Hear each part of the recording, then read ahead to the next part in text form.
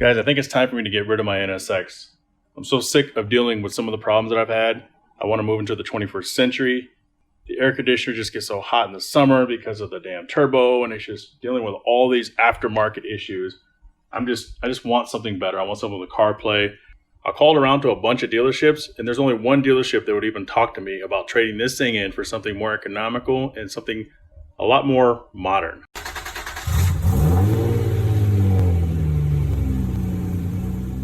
It's time to get the hell out of here and get to the dealership and trade my junk in. So sick of dealing with this.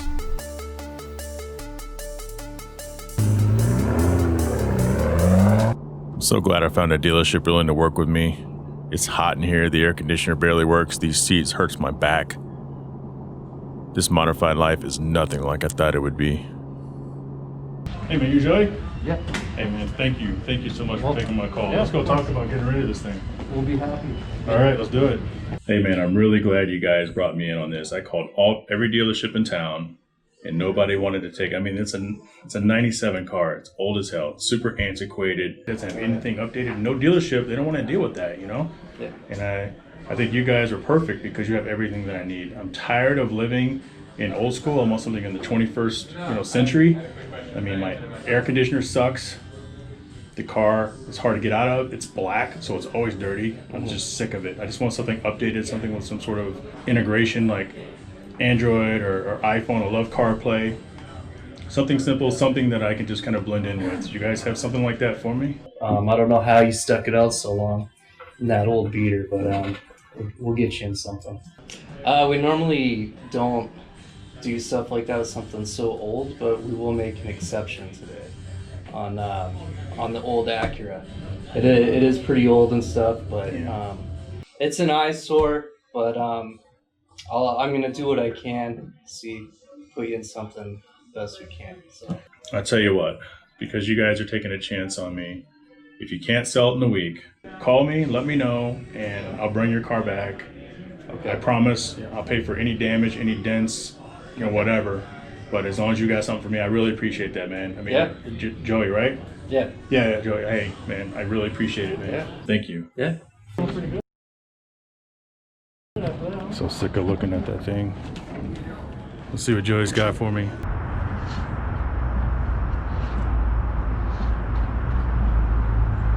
Oh, hell yes! Yes! Yes! HRV, dude, you seriously hooked me up. There we go. Whew.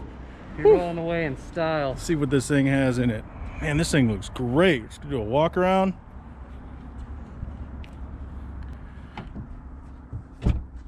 Are you about to tell me this has CarPlay? No, don't tell me this has CarPlay. If this has CarPlay, man, I hope you sell my car so fast because I am never bringing this thing back. All you gotta do is hook her up. Man, let's take care of some paperwork. Let's do it. Let me get out of here before you guys change your mind. All right. I tell you what, man, you have no idea how happy I am to get rid of this car. These guys are such idiots for dealing with me like that. Bye. Thank you. Fucking suckers. Sucker. Oh, hell yes. You guys see that? I am out of here. Time to go home. I'm going to do a review on this car and how much I love it. And it's mine. Introducing my gently used 2020 Honda HRV subcompact crossover SUV. Perfect for me. This thing has 141 horsepower, a little less than the car I just got rid of. But it's got far better fuel efficiency, rated at 26 and 31. Curb weight coming in at 3,150 pounds, which is just like a few pounds heavier than that NSX I just traded in. And this is the touring all-wheel drive version. The 2020 HRV received a 5-star rating from the National Highway Traffic Safety Administration. It's also a top safety pick by the Insurance Institute for Highway Safety. That's a big deal.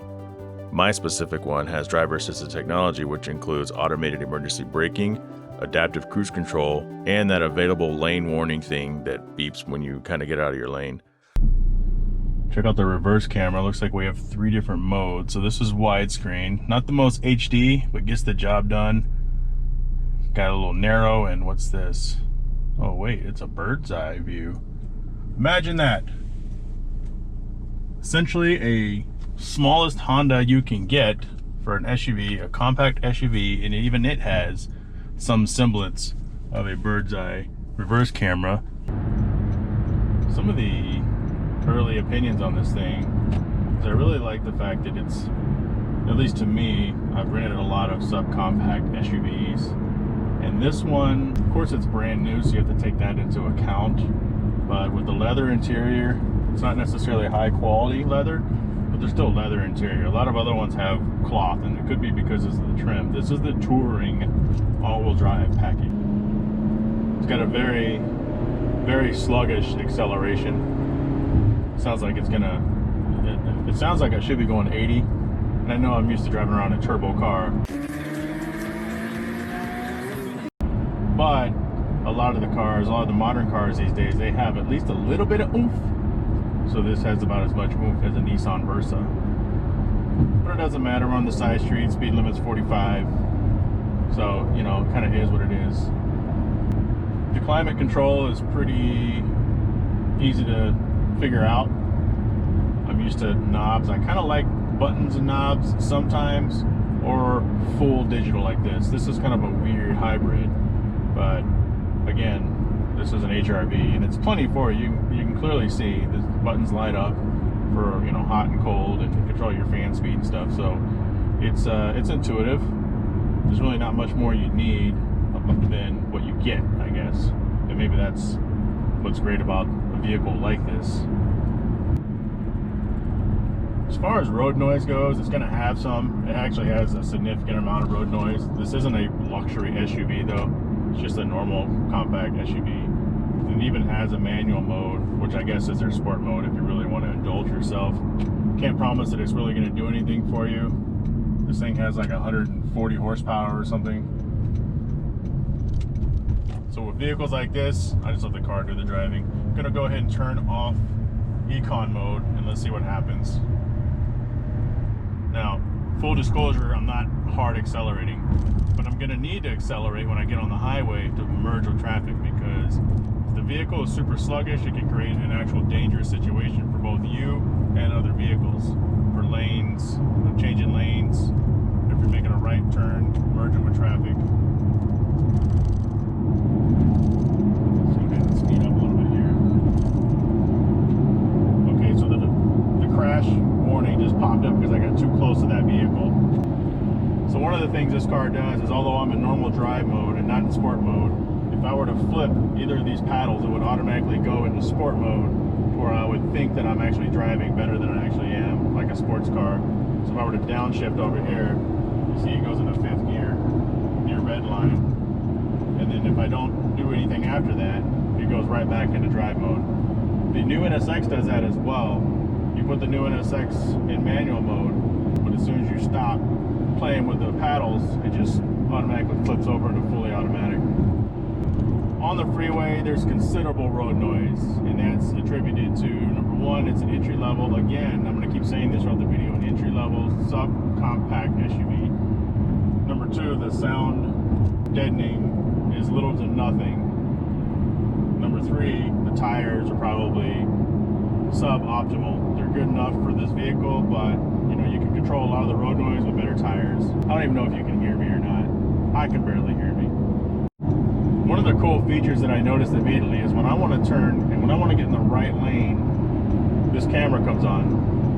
For whatever reason, when I go to the left, I don't see that. And I don't know if it's because I'm sitting on the left side of the car, but wow, I think that's neat.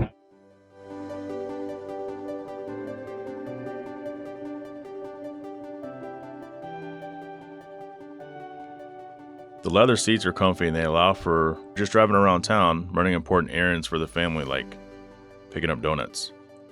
The rear cargo has significant space for stops at your local IKEA or hardware store, which I go to often, at the understood expense of the rear seating. So I wouldn't think you're going to run around town and run errands with 4 people in the car. But if you had a baby seat in the back seat, you can still run your errands. You just fold down one of the seats, and you still pack a lot of stuff in there. The interior has things every interior should have. It's got twin power outlets in the front, traditional USB. It's got one old school 12-volt outlet. It also has one of those in the rear for the passengers to fight over. It's got that little cubby in the front as well, so you can just kind of like stow and go. The cup holders, pretty nice. Got those little buttons, they flip out. This Honda Link system is great. The navigation has restaurants and gas stations built in. This means you don't have to be distracted telling the GPS to find the nearest gas station. I realize this is probably standard in most modern vehicles, but I wouldn't know that. Prior to this trade-in, I was driving a 23-year-old Acura.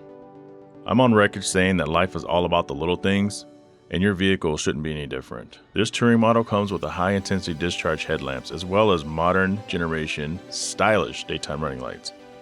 Doesn't take a lot to keep me happy. That's for damn sure. I can't wait to take my new, gently used HRV to California, New Mexico, Nevada, or Colorado, maybe even down to Rocky Point, Mexico.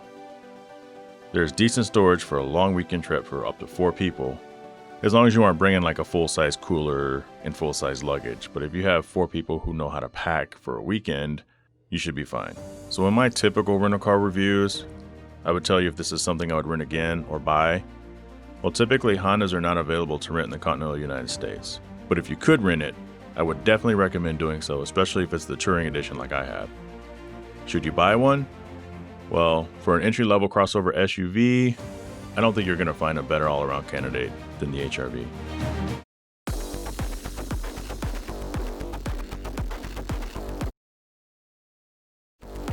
Oh my god, dude, this is the most uncomfortable thing. The f is neutral though? Oh, sorry. Oh, this ain't stick shit? This car is probably so unsafe.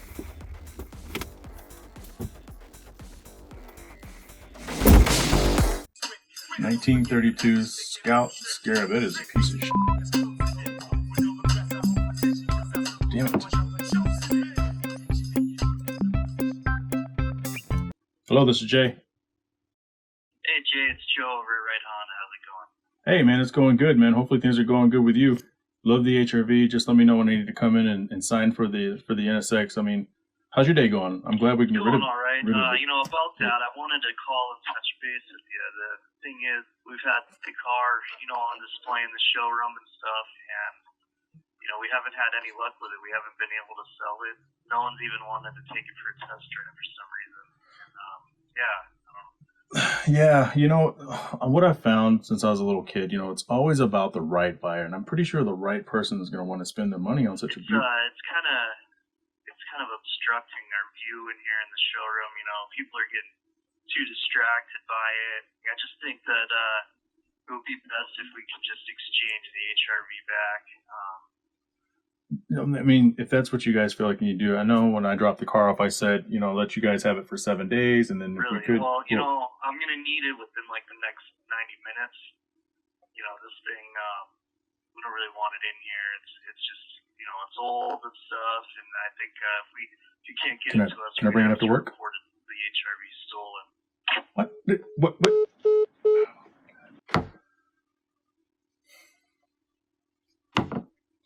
I love that HRV, man. Damn it.